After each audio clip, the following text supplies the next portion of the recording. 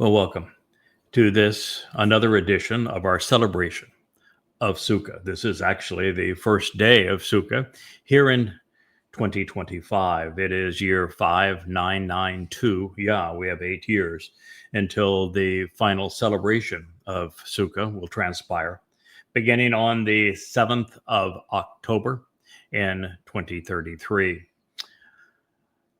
In that, our program yesterday was devoted to something that I think is really quite profound, which is that the celebration of Sukah, or as the rabbis want to call it, Sukkoth, but that's not how it's written in the text, is not about building huts. It's not about building and living in booths. It's not about being exposed to the elements or pitching tents. Sukah is about one thing, and one thing only. And we know this because Yahweh has stated emphatically that the 7 steps that he has outlined, which enable us to walk to him, go through a process that lead in a direction. The doorway that we begin this journey is called Pesach. It is the doorway to life eternal. It is a gift that God's beloved Son, Dod, enabled by fulfilling it in year 4000 Yah. The next step along that way is across that threshold of matzah, where our religious and political guilt are expunged, where the fungus that is the yeast of religious and political interpretations, false gods, is watched from us so that we appear perfect before God. Now, this part of Chag Matzah is so essential to this story because as I'm going to transition into what occurred in Eden as we arrive in Eden through these Mow'ed Miqra, the only way for us to feel comfortable, exposed to God, in God's presence, is to have our guilt removed.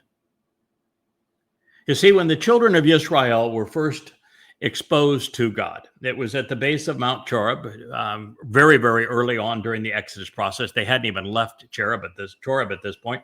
And Yahweh said, Moshe, I'm going to give you 3 days to get the children of Israel all prepared, cleaned up, dressed up, mind in the right place for me to come with my light, my fiery light, off of this mountain so that I appear before and speak directly to them.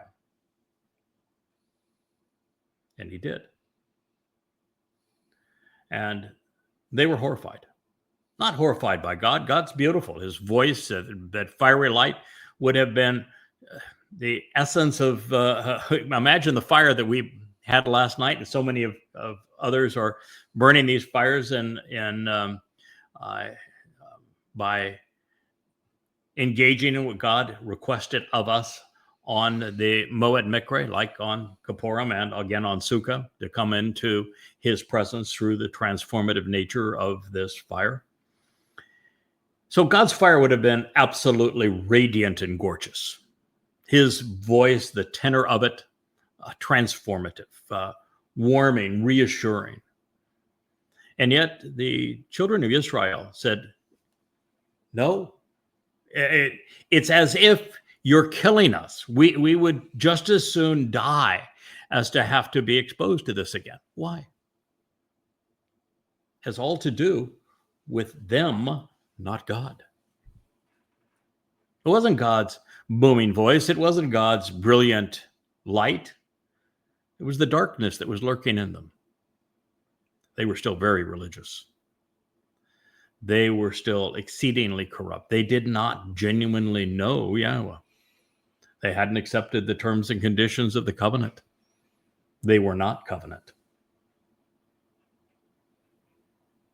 They had no concept what the purpose of the 7 Mow'ed Miqra were, and there had been a dress rehearsal for them, and they didn't even process that the purpose of matzah was to free them from religious and political corruption. They did not understand that. And so they were still rife with the fungus of yeast inside of them. And that's the reason that they felt so naked and exposed. Doesn't matter what they were wearing. They could have been in burqas. They could have had 18 different layers of tents over them. They could have been what we call as boys dating a triple bagger. Just in case one bag fell off, you had another.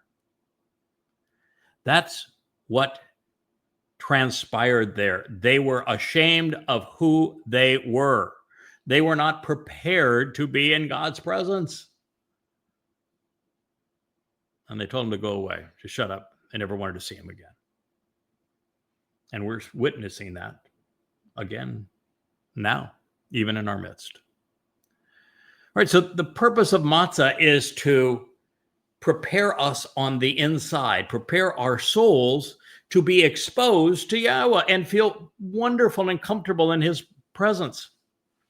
I've shared this many times with you, but I have a very uncommonly comfortable relationship with Yahweh. I do not worship him. I'm very comfortable in his presence. I view our relationship as that of coworkers. I see him more as my father than I do as my boss, although I know him to be God and he is my boss, and his way prevails in my life. I listen to him. He does not need to listen to me. And that being the case, I have always been exceedingly comfortable and totally open around God. And the reason for that is not because I'm perfect. I've got flaws like everyone else. The reason that I'm comfortable about Yahweh is that I know there's nothing in me that he sees that he is uncomfortable with. There's no reason for me to be shamed in any way, because we do so much wonderful and productive and beneficial together that what God is saying is the excitement, the joy of being able to work with someone who is totally devoted, completely steadfast and loyal to him, who is using his brain to examine what God has shared with us and to think it through and to learn and to come to understand, who is excited to share with you what he's come to see as insights from our Creator. And God sees that. And he sees that he's laid out this beautiful portrait for us. And for the first time, it's all framed and put together from the right vantage point so that his people might understand him for the very first time. God's thrilled with that. And all the while, he doesn't see anything that is wrong with our relationship. I can be completely transparent and open and comfortable in his presence, and I can radiate that to you, which is the very reason that we've gone from exclusively writing to him wanting us to do this blog. I'm surrounded by like 10 panel lights, studio lights at the moment. The lens is wide open. Rich sets the show on live stream. We live stream it to like 12 different platforms simultaneously. I'm totally exposed to you. There's nothing between me and those lights, between me and that camera, between me and you. Nothing. And yet I've told you, at no time have I ever been at the least bit nervous to do this, the least bit uncomfortable in doing this. The only time I actually felt any nervousness is when my good friends were doing the show here less than a week ago, where they wanted to have the opportunity to respond to a numbskull that had decided to vomit all over herself on the way out of the garden. And I was nervous because I knew that none of them were as practiced, really, as comfortable doing this as I had become. And as turned out, they were marvelous, individually and together. But, kind of, you feel like a little bit of a dad in this covenant relationship, even though there's members of the covenant that are as old or older than I am. which is, I date back to the dinosaur age, prior to internet. And so you feel a sense of pride in what they're doing and enjoy for what they're able to do. And yet there's this sense of nervousness. This is my kid. I want him to do well. But as for me, you are witnessing how this all works. I think there's only one time, Rich, in all the time you've been now here for months, we've done this. There's only one time you have seen me actually prepare for a show. Only once. Yeah.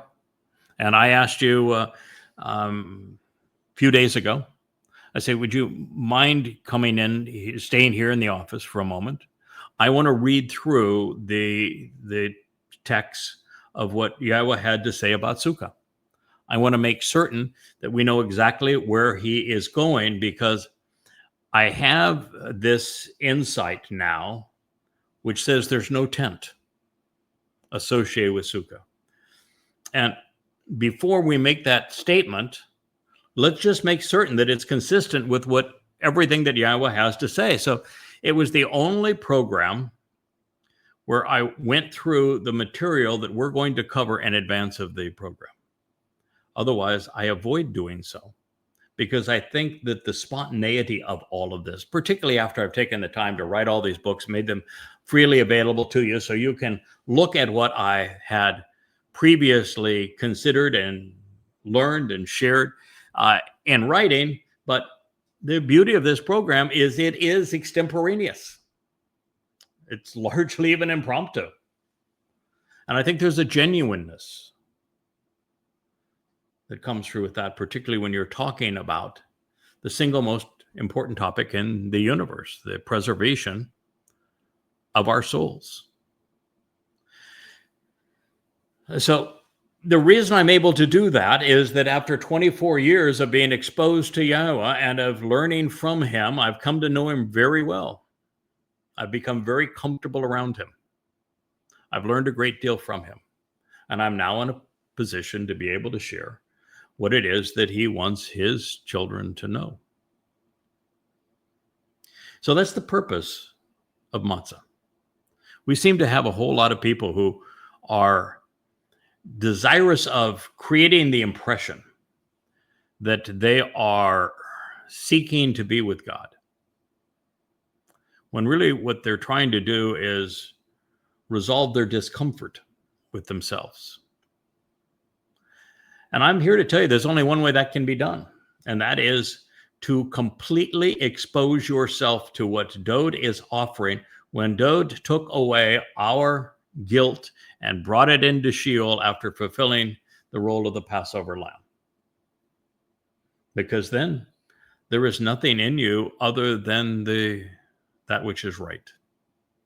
A celebration of our life together with Yahowah. And then, of course, we transition through that third step along the way, which is Bikurim, where we are brought into God's family, allowed into his home. We have become immortal, which means we have transitioned from physical mortal beings to non-mortal beings, non-physical beings, to being enveloped and transformed by that fiery light, such that we are eternal, just like light is eternal. And then we are perfected. There's no more darkness in us. This light completely envelops the darkness. And we're empowered and enriched by that as we enter God's family as his children, inheriting all he has to give, where now it is our Father's responsibility to raise us, empower us, enrich us, enlighten us, enable us, which is precisely what he does. Now, the next step along the way is Shabuah. Now, Shabuah is a place where the standing and mature grain are harvested. You want to be part of the Shabuah harvest, then we are told explicitly that it is a Bikurim harvest, which means you need to understand precisely what Pesach, Matzah, and Bikurim represent. You need to understand how to observe them, and you need to know who fulfilled them and for what reason. Something that was unknown to the world prior to God explaining it to me and me sharing it with you. But even then, it is of standing wheat, of standing grain, mature. Which means you can't be one of these that is having all sorts of conniption fits over who you are, who we are, where we're going, what God is saying, who he has chosen to work with, who he stated he would speak through. You're either with us or you're not in this regard. And it is a harvest only of mature, not immature grain. And of course, when you look at a harvest like grain, it is the kernel stripped of the chaff, is it not? And the chaff is blown away. Are you comfortable being stripped of your chaff before God? Because if you're not, you will not be part of that harvest. And God clearly assigned an individual that is responsible for cultivating this harvest. And what we are learning is that he is as responsible for issuing the invitation based upon God's terms as he is for keeping the chaff out. Now, this leads to the most extraordinary time in all of human history. 8 years from now, we will be celebrating Chag Matzah. And Chag Sukah. Dode fulfilled Chag Matzah 2,000 years ago. And because of that, we'll be in a position to celebrate Chag Sukah. And Chag Sukah is all one integrated event, just as Chag Matzah is one integrated event that includes Pesach, Matzah, and Bikurim. Chag Sukah is Teruah, Kippurim, and Sukah. And so that fifth step along the way is Teruah. It is both a gleaning and it is a sacrifice. It is therefore Pesach and Matzah and Bikurim all combined into a day. There's only really one difference, maybe a couple of differences between what happens on Teruah versus what happens on Pesach and Matzah and Bikurim. And again, keeping in mind that Teruah is integrated into Kippurim and Sukah. The differences are to benefit from Pesach, Matzah, and Bikurim.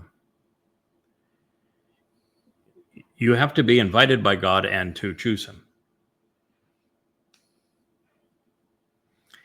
There will be many people who benefit from the second aspect of Teruah, whom Yahweh will have his spirit pick up, but have never responded to God prior. Another difference is because of the imminent return of Yahweh and the nature of the sacrifice. The sacrifice of the animal parah on Teruah, according to Bamidbar, Numbers 15, is only capable of expunging the religious and political guilt of those who have been wrong by omission but not commission. They have been misled, but they have not misled. Know the difference between the two. We've witnessed a lot of that recently. It's one thing to be led out of the garden, out of the covenant. It's another thing to vomit all over yourself in such a way that you mislead others. Huge difference between the two. The sacrifice of the animal parah will not resolve that second. Those who are gleaned will be those who have accepted what Dode did. They will have made a conscious decision based upon understanding what Dod offered through fulfilling Pesach, Matzah, and Bikurim, and that's why they will be part of the Teruah gleaning. But those who are left behind in Jerusalem and those who are gathered from around the world and brought to Jerusalem at this point by Yahweh will be those who have been misled by religion and politics, conspiracy, to the point that they don't know Yahweh. They don't know the terms and conditions of the covenant.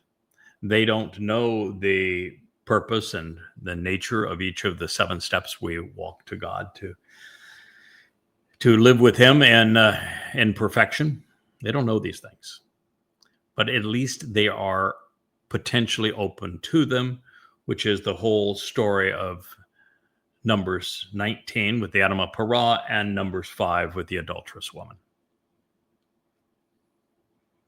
That's what Teruah is all about, is God then transforms the entire earth to the conditions of the Garden of Eden while eliminating all foes of his chosen. They'll all be exterminated. Now, that doesn't mean they will all die, because many will not. But they'll all be gone, one way or another. And those whose souls endure eternal separation in what is essentially a black hole. There's no torture. It's just in eternity away from the light. They will have chosen their fate because they will have been actively pursuing in a negative way the restoration of God's people and the means that Yahweh has ascribed to make that possible. And let's not kid ourselves.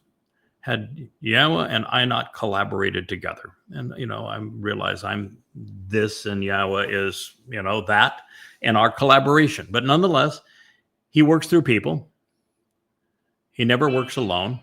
And had we not collaborated together, and he not prepared me for what we're doing now, there would be no Shavuot harvest.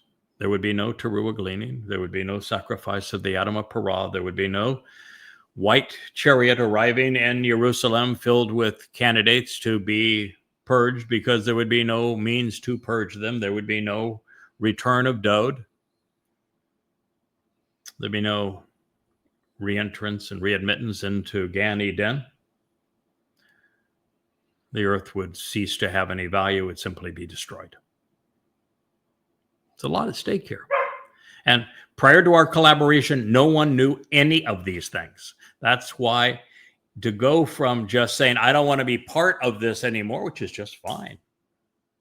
Your soul will cease to exist, but no big deal. It's not a punishment. To vomiting all over this so as to distract others from it becomes an egregious offense that cannot go without recompense. So you vomit yourself right into Sheol when you do such things.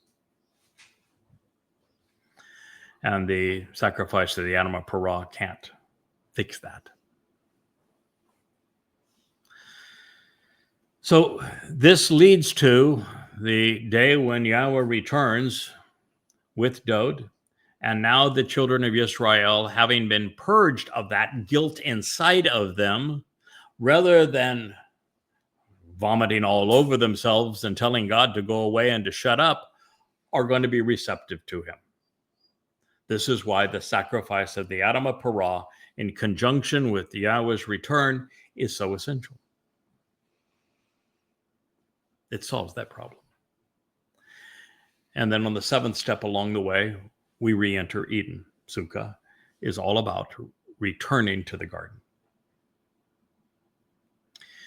About 2 weeks ago, Leah and I began to speak of this realization that Sukah and Eden, Gan, the garden, are one and the same, that there's no distinction between them.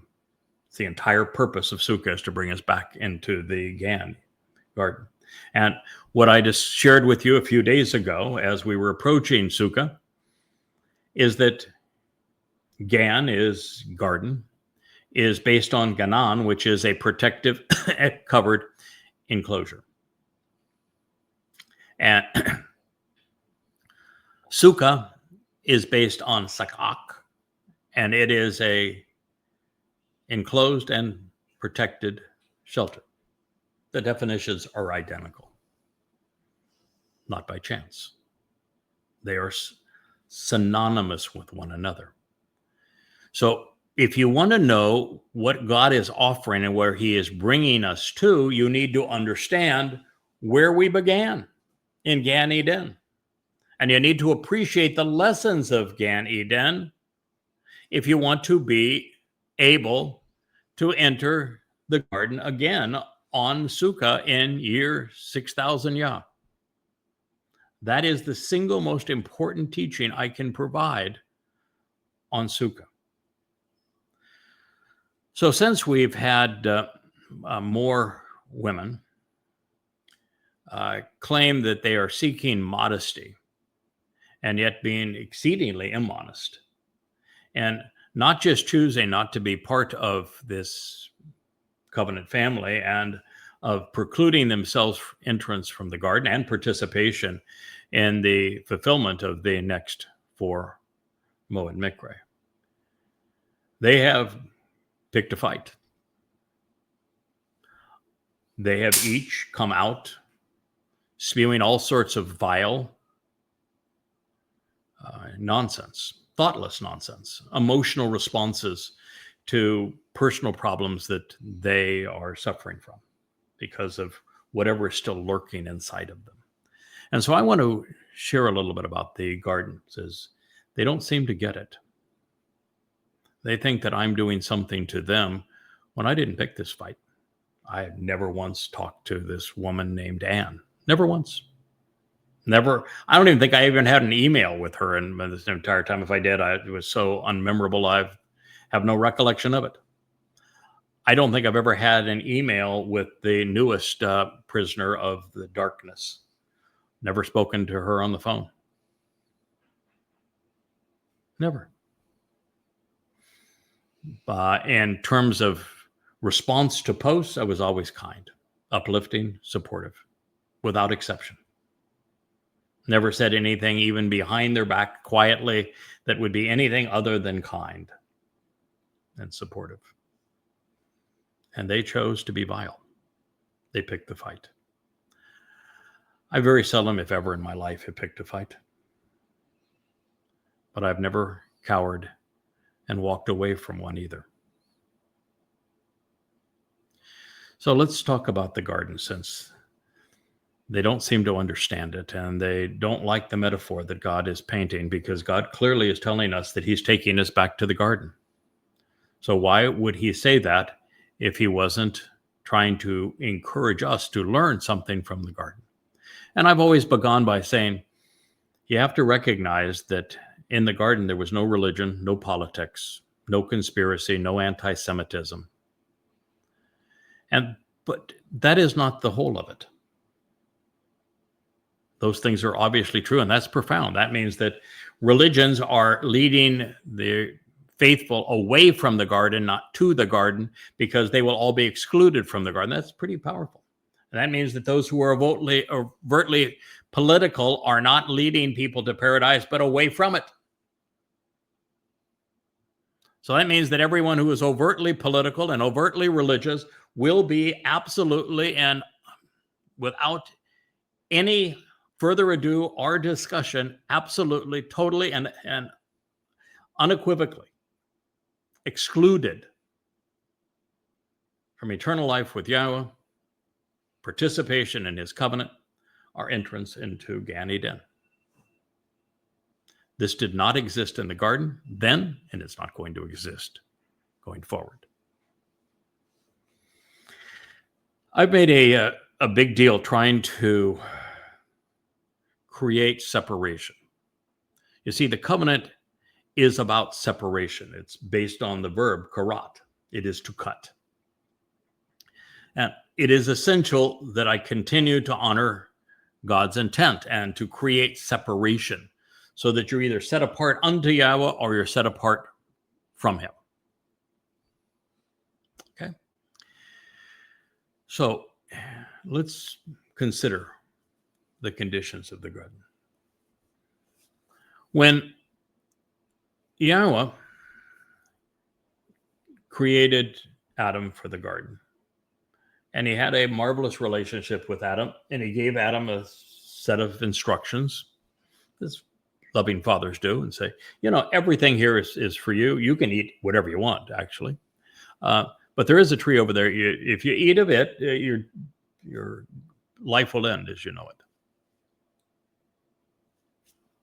That was really the instruction. And they had a marvelous time together. They walked through the garden together. They explored various forms of life together, learned the nature of the various animals. God was very interested in showing Adam the life forms that he had created and brought them all into the garden and allowed Adam to relate to them, which means we'll likely be able to communicate with animals going forward in Gan Eden and enjoy them even more than we can enjoy them now. That's why when somebody says, our pets get to come to us in eternity, I said, well, what was the nature of God's experiences? He outlined it in the garden. Pretty obvious that he's not going to change. He loves life. And he loves it when we relate to life. And then God realized that if Adam, who he had created to be a companion, and who would have died in isolation, humans can't survive isolation for long periods of time, that he realized that Adam was put in a position where he really had no choice, that free will did not exist for Adam if Adam's only choice was to be with Yahweh or to suffer and die in isolation. That's not a genuine relationship. That doesn't put humankind in a position where we can reciprocate God's love. And so Yahweh said, I think that's right that I create a companion for Adam that can support Adam and be like Adam. And he created Chawah. And Chawah was there actually to be of support for Adam. The relationship was with Adam, the man. Yahweh presents himself as masculine throughout his testimony and as our father throughout his testimony. And he clearly is more comfortable in his relationship with men. Don't say that to be sexist, because I'm not. I love women. And I uplift women and I support women. I defend women. Far more so than probably any man you have ever known. But there is the obvious reality that Yahweh created Adam for a relationship. He didn't create Chawah for a relationship with him. He created Chawah for a relationship with Adam. There really are very few women in God's story that Yahweh has a relationship with. His relationship was with Abraham, and he certainly liked Sarah, talked about Sarah, encouraged and helped Sarah. But the relationship and 99% of the conversation was with Abraham. And the son, not daughter, was Ishak. And his sons, not daughters, were Jacob and Esau. And although there was a daughter among the 12 children of Jacob, Israel was comprised of the sons, was it not? They weren't much to draw to. They were bad boys, but nonetheless, that was how the relationship progressed. You have a lovely story and Deborah, but even she went to a man to carry out what she thought needed to be done. You have a really lovely story in Ruth. Your people are my people. Your God is my God. It's a really lovely story with Ruth. There's a nice story with Hannah. story of Esther is all completely made up by the rabbis. It doesn't exist in terms of any relationship with Yahweh. There really are very few. Maybe because Yahweh is so masculine in his orientation, in the sense of, as he explains it, reason over emotion, that he's more comfortable relating through men. And if you look at the history, the movers and shakers, Abraham, before Abraham, Noach, actually Adam first of all, then Noach, and then Abraham, and then Yishak, and then Jacob, and then the 12 sons of Israel. And we come then to Moshe. He didn't go to Miriam, did he? Could have. But he went to Moshe, didn't he? We don't even know how Miriam and Aaron got out of Mitzrayim, do we? We don't even know hardly anything about them.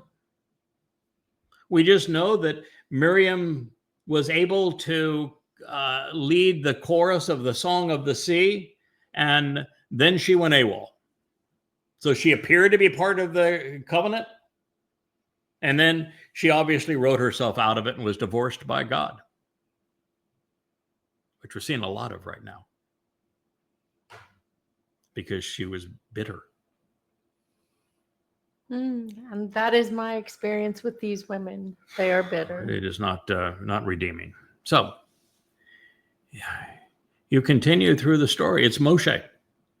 And when Moshe failed, good God, can you imagine being so desperate for somebody to stand up and stand with you that you'd have to go to Aaron, who was just an absolute horrible human being? And Miriam.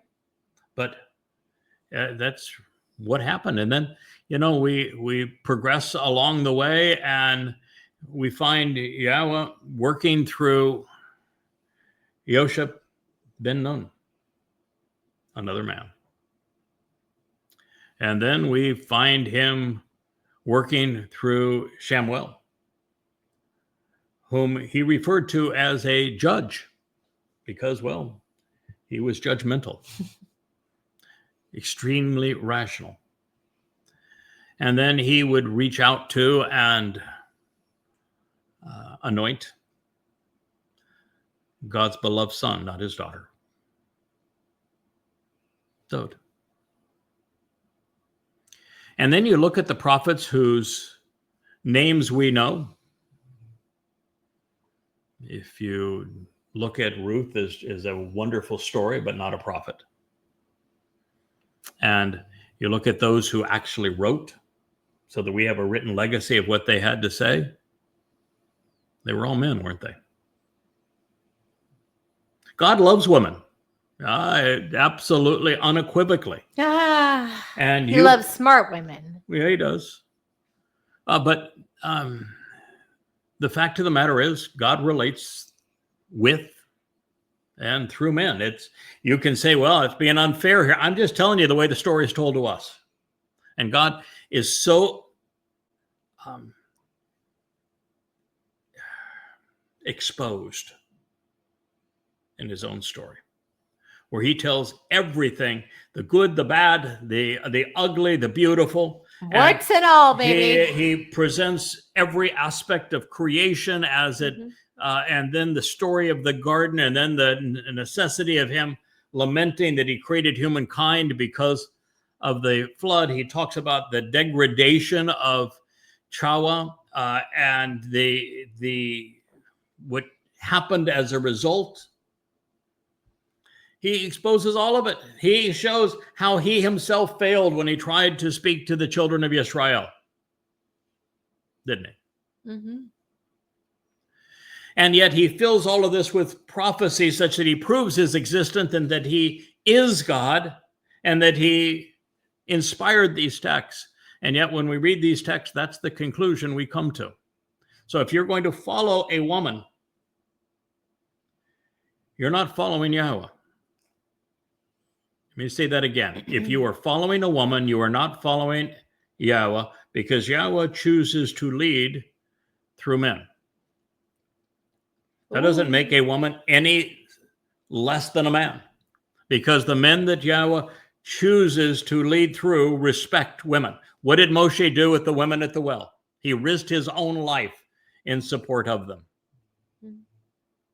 When Miriam went and attacked Moshe because of his wife, which is prophetically of how they would attack me through my wife, what did God do? He came to her defense. Not Miriam's defense, to the wife's defense. God is telling you how it is. You will not find anywhere in the Torah, the prophets, the Psalms, where God said, I am empowering this woman. I want you to listen to her. I am speaking through her. I want you to follow her. Even when there is a woman who realizes that the Israelites are being enslaved and abused by this terrible man, and says, we need to stand up against this terrible man. To make it happen, a man was involved. And a man is the one that actually led the assault against him. Mm-hmm. In the same way that when I figured out Larry Hendricks was a very bad person, I brought it to you. Yes, you did go Because against. Yahweh's men protect their women. That is correct. That's the natural order of things, kids. Yes. And if you are following a woman, you might be following her right into Sheol. You were brave and correct to recognize that conspiracy cult. And by the way, Larry has, of course, joined with Dee in their new Mommy Goddess conspiracy cult. You were wise to recognize how evil that was and how inappropriate that was. And as a matter of fact, your break from that cult was that you witnessed Larry lure women in based upon him pretending that he had created these translations that were mine, just like Dee has subsequent done, and just like Dee had lured women in. And then he abused those women that he had led in, just as the Mother Goddess cult is doing now. He sucked them in based upon pretending that what he knew was his insights as opposed to mine. By wearing you like a human suit. Wearing me like a skin, just as Dee has done, and then abused everyone that came in because, why? He was a psychopath, just as is Dee. And so when you recognize this was the case, and your goal wasn't so much to stand up for yourself, it was to stand up for the women that you saw him abusing. Yep. And what you did is you went to a man that you thought you could trust that would stand up for women. And I asked you one word. It all hinged on one word. BN. Understanding. Yeah. I said, to get this, you're going to have to muster all your BN. Yes. And we did. Yeah. We stood up against the man that was abusing women. But you can't change the reality.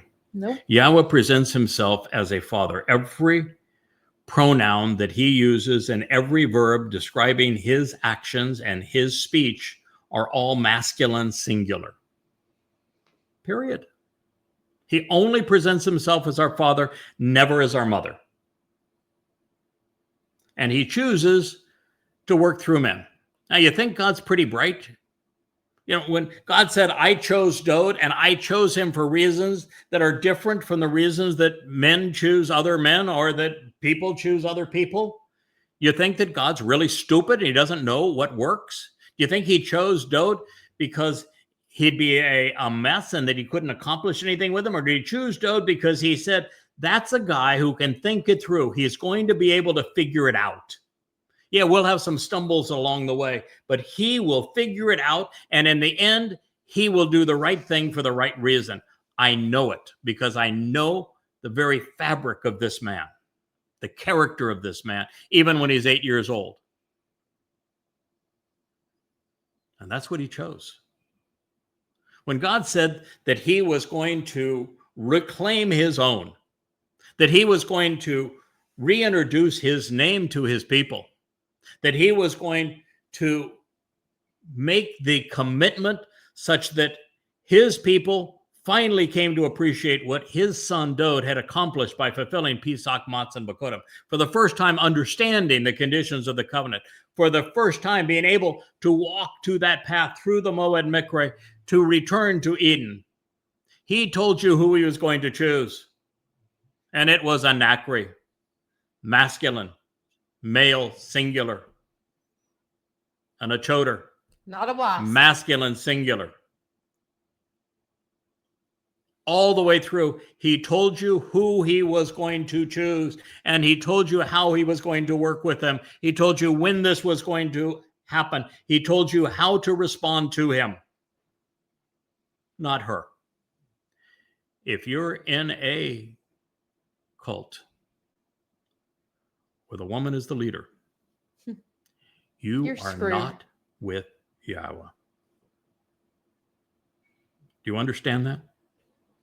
Let's be really clear, because Yahweh was.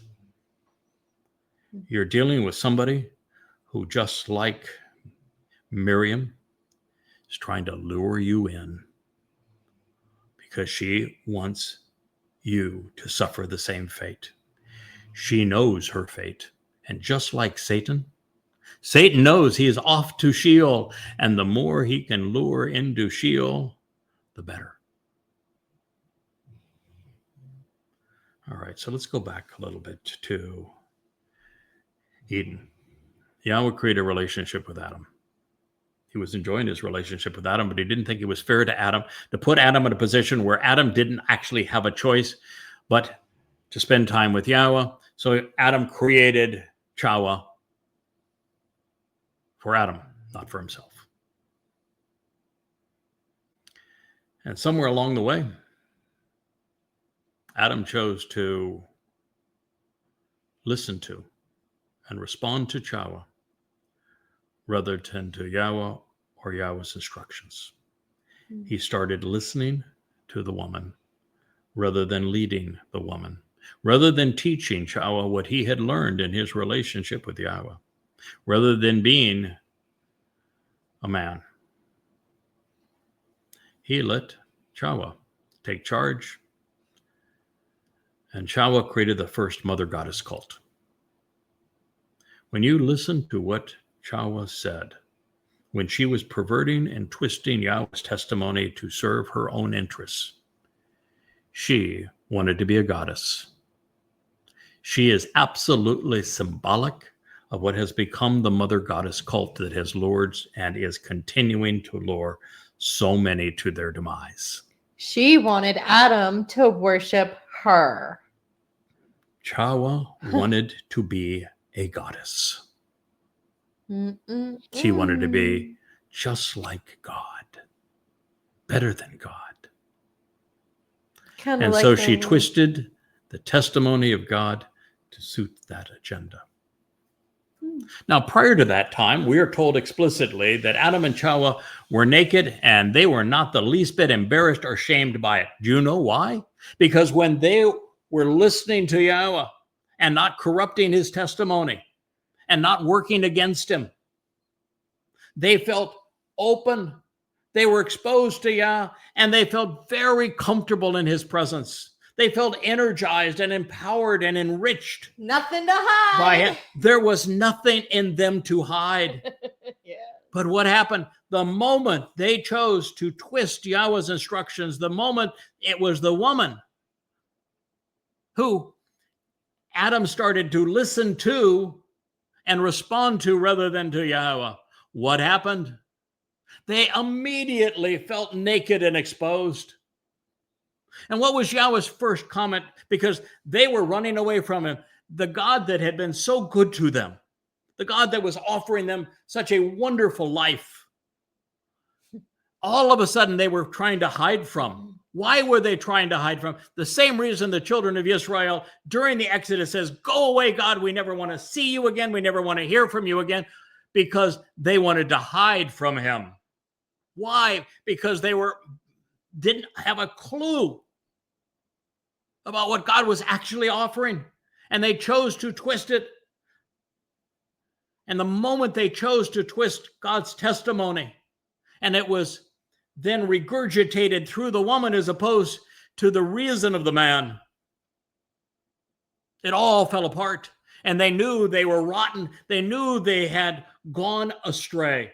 They knew that there was something in them that they needed to hide. So what did they do? They tried to cover themselves. What was God's first question? Who told you you were naked? Who told you you were naked? I know that. Who told you that you were naked? The woman. Mm-hmm. So as we have this uprising against what I have learned from Yahweh, what I have shared from Yahweh, over this need never to be exposed, to be modest, to be covered, to not be naked. We've returned to the story of the garden, haven't we? God turned everything that he has shared with us in the Torah. He has made it a prophecy specifically about our time, about this moment, so that we could explain it to you, so that you are not the next one out the door. Listen to what God said. Listen to that story. Process it. If you are in that cult led by that woman, you are not with God. She has taken you away. She has filled you with thoughts that cause you to feel naked with God, such that you can't enter the garden, so that you can't be part of his family, so that you can't be part of these harvests, so that it's over for you. Naked and ashamed. What did Adam and Chawah do after they were first questioned by God?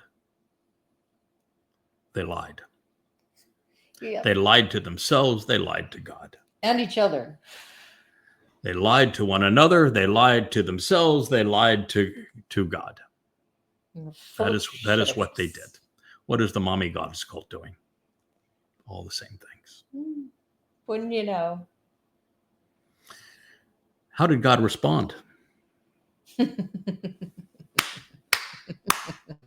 This is how it's going to be for you. You're out of the garden right now. And you're going to endure what you dished out. I'm going to treat you really fairly. Based upon what you have said, that is exactly what you're going to suffer and endure. God's always fair. But That's understand, right. They were never allowed back into that garden. They were precluded from learning anything, even from the tree of the knowledge of good and evil. Right. They were never given access to the tree of lives. They were outside, fending on their own, and they did really poorly on their own. Their lives were miserable, as you can tell from the very names that Chawah chose for her sons. A waste of life. So that's the story. That is the story that we are seeing manifest again. So let me go back to the beginning. Yahweh has provided us with a set of instructions. You can choose to accept them, reject them, or alter them. Those are your choices. If you accept them and you act upon them and you live with them as God articulated them through the means that God has used to convey them, you have the opportunity to respond intelligently and be part of the covenant, to be part of God's family, to re-enter Eden. If you reject them, just because, well, you don't want to listen to the person that God has chosen to convey his instructions through. You don't like some aspect of the instruction. You don't like being exposed to God. Then, should you just walk away? Which, guess what, didn't happen. Adam and Chawah didn't just walk away. What did they do? What happened to every one of these mother goddess cultists? Rather than just walk away and say, I feel uncomfortable in that, what did they do? And they didn't just blah over themselves. They chose to take the notoriety that God has ascribed to our collaboration together and spew all of their vile right over that, to capitalize on what we had worked to achieve for 23 and 24 years and to poison all of it. Just like Adam and Chava spewed poison all over themselves on the way out of the garden because they couldn't do it. Couldn't handle it. So we have a post today that's on the top of my Facebook page, Craig Wynn Facebook page, that shows an illustration that a woman did who was the most recent to do this to herself. She's all whiny. He said, you know, you either have to walk away or Craig's going to condemn you to darkness and hell. No, I'm not. You're going to do that to yourself if you can't walk away quietly. If you're going to attack what God has said, you're going to try to twist it. You're going to lie to yourself and to others, even to God. There's a consequence for that. And that is you're excluded from the garden and you're never coming back.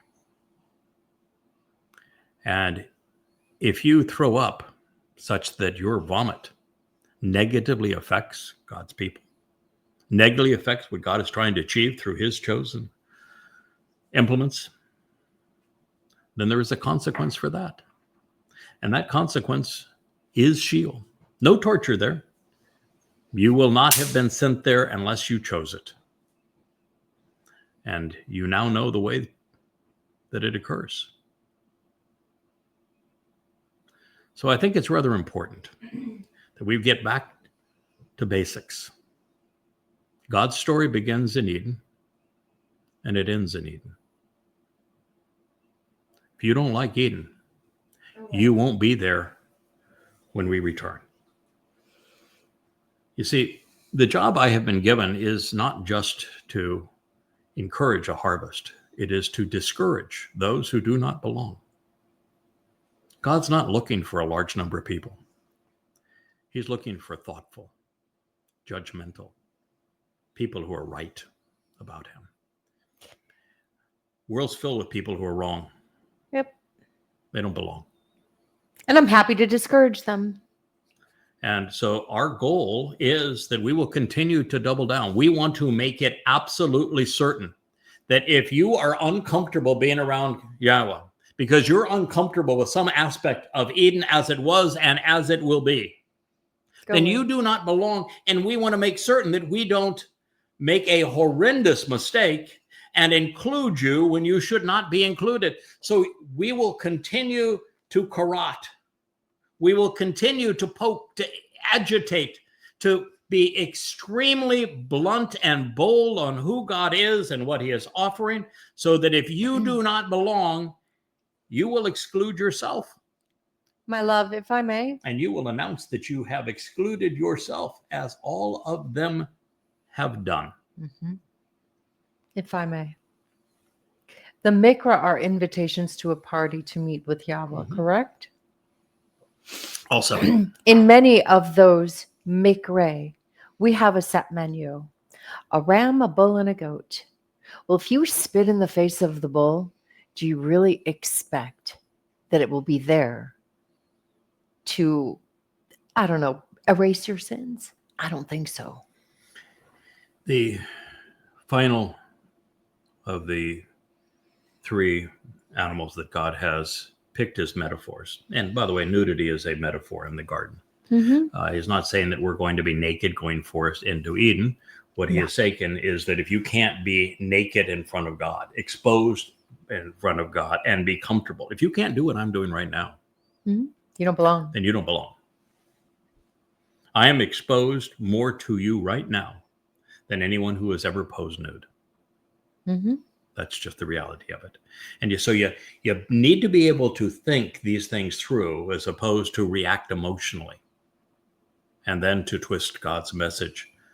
And so when he chose a bull for the personality type at the end, bulls are not known for their tolerance, are they? No, they're pretty direct, straightforward, And they don't play games. They don't back down, do they? No, hardly. You ever seen a bull back down? No, not No. even to a Well, they sparrow. do have them back down now. They've got a whole series of AI generated. I thought, the first time I saw it was pretty amazing that this cat jumped on this bear and saved a baby. And then there's like 12 of them. And so you say, okay, it's all AI generated. And there are certain circumstances. Well, I'm sure there's probably now a cat that has chased away a bull from the bull goring a baby in the last moment. But the fact of the matter is that bulls don't back down. God was looking for somebody who wouldn't back down. And I'm not going to back down. And I will continue to charge. And we will charge for every last moment that we have. We will continue to be bullish on all things that pertain to Yah. But we are going to trample down and keep out all things that don't. And so I want you to know that we are returning to Eden.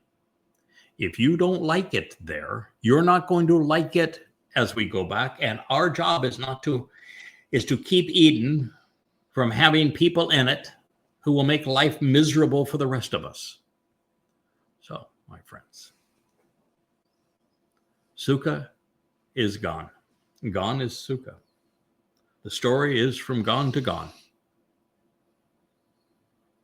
Most people have excluded themselves and will simply pass away into nothingness. And there are many who have been so busy, so miserable with themselves that they find a need to exclude others, to make others as miserable as they are.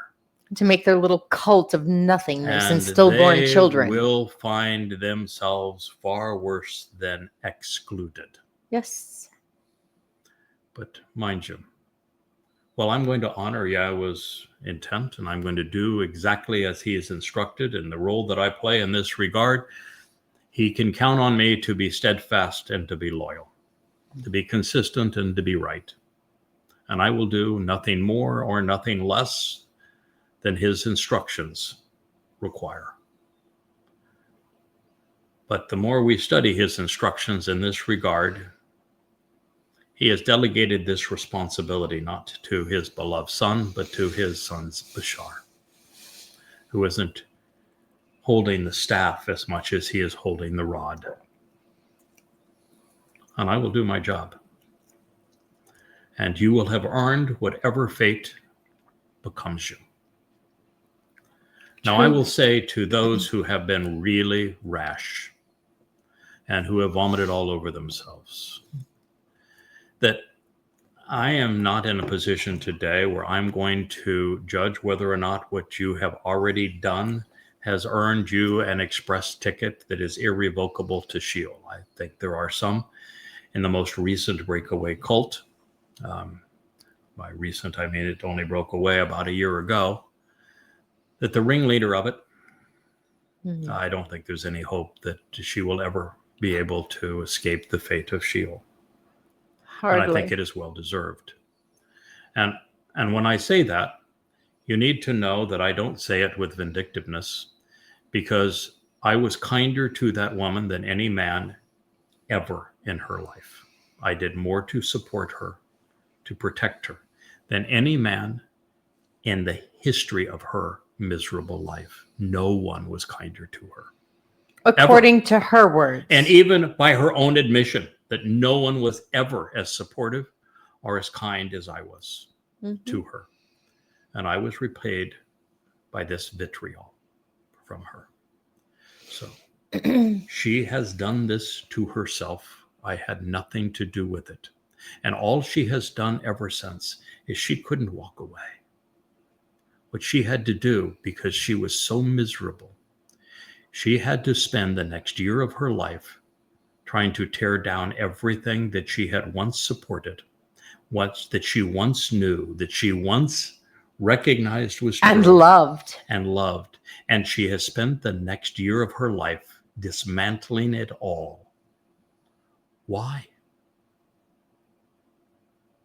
The answer is obvious. I hope you can figure it out. I hope you will not be the next victim. But I can assure you there will be many. Just as there was a great rebellion against Moshe, and another great fracture in the family and rebellion against Dod. The same is true for the final witness, and we are witnessing it now. I share this with you because those who have just begun their journey to the dark side have the opportunity to stop, Walk away. to just walk away. And by the time we reach Judgment Day, maybe there is a release from what they have done. Likely so. But if they don't, if they do what the Mother Goddess has done and her enablers have done, and spent an entire year trying to demean and denounce everything that God has said, they will have written their fate, and it will be nothing anyone can do to stop it. So that's the reason I'm sharing this with you, and I'm sharing it with you on Sukah, because Sukah is a return to the garden, and very, very few will get that distinction, that honor, to be back exposed, listening to Yahweh, and listening to Yahweh teach us through the men of his choosing. If I may, to the women of the covenant and those who call themselves covenant but are not. Remember, there are two women in this story. The good woman and the one that's not. Which one will you be? The whore of Babylon. Now, there is a very distinct message. I can't say it's a distinct message because really until the last month or so, I missed it. So it's subtle. But the overwhelming majority of those who are cleansed and prepared to enter Yahweh's presence on Teruah for Kippurim and Sukah are women. And God reveals that because men have been so bad, that by comparison, he's going to give the women a break. And so I would encourage you, if you are not already covenant because you have made the right decision in your mind, you've come to know the truth, you've come to act upon it, you know where the 7 Mow'ed Miqra lead. You know that the terms of the covenant and benefits of the covenant and the Mow'ed Miqra are synonymous. They're one and the same. You know that Gan Eden and the celebration of Sukah are one and the same. And that you've chosen to listen to Yahweh and respond favorably to him. This is wonderful. If you are just out there in the blogosphere lost, but not actively working against God's people, his message, you're not overtly religious or political, then particularly as a woman, because of all of the harm that men have done to you over the ages. That's one of the reasons we gate into this, be free in front of Yahweh's presence.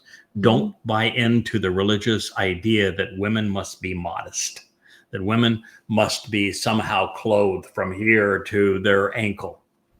Don't buy into that, because this is men manipulating women for their own control. And it's a horrible thing. You see it in Islam where women wear tents. We see it in Judaism where women have essentially no rights and must shave their heads and must be covered from here to there and everything else. Can't even show their shoulders. Have to be segregated from men, even in religious settings. Mm-hmm. Have to have a separate area that they can approach the damn stones of the wall. And in Christianity, where it says, husbands, lord over your wives, don't buy into it. And if you are into it, shake it. You need to get rid of that gunk so that Yahweh can look at you and you can be comfortable being exposed to him. It's essential that you scrub that garbage from you. Yes, it is a metaphor. It is a profoundly important metaphor.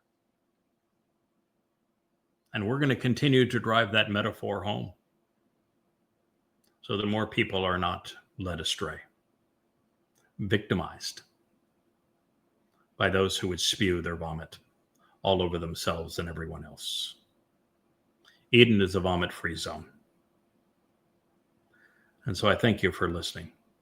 We'll return hopefully later today with a second program on Sukah. Today is a special day. Kara, who is a little furry bundle of joy, a smaller, puppy. Younger, prettier and feminine version of Wookiee is showing up today. Shannon is bringing her here. And we are positive that Asher is going to be absolutely delighted because Asher loves everyone. She loves playing mommy too. Yes, and she loves playing mommy, and Asher is just going to have a lovely time. And we're hopeful that Wookiee realizes this is a little girl, and therefore someone for him to love and not to have to be all Wookiee-ish over. And so we're going to introduce them. To lord over her, this Wook. afternoon. We're going to celebrate Shannon being here as he continues his tour of our family from sea to shining sea. And so this afternoon will be filled with that sort of thing. So if we don't get another program in, you'll understand why. We have a house guest. We have a house guest. And, or two. We, as you saw with the fire, these last celebrations, we live in a wonderful place. We celebrate our relationship with Yahweh. Our home is his home is our home. And we're kind of having a foretaste of what Eden is like, even as we live here in this environment. And so celebrating life is part of this responsibility. And I want to tell you, there are certain days where it's tough to do this job. And you need to be recharged, and you need just to enjoy life as Yahweh intended it and family as Yahweh intended it. And so this afternoon and evening is one of those times. Thank you all for listening. You have a wonderful first day of your celebration of Sukah. Good night. Shalom.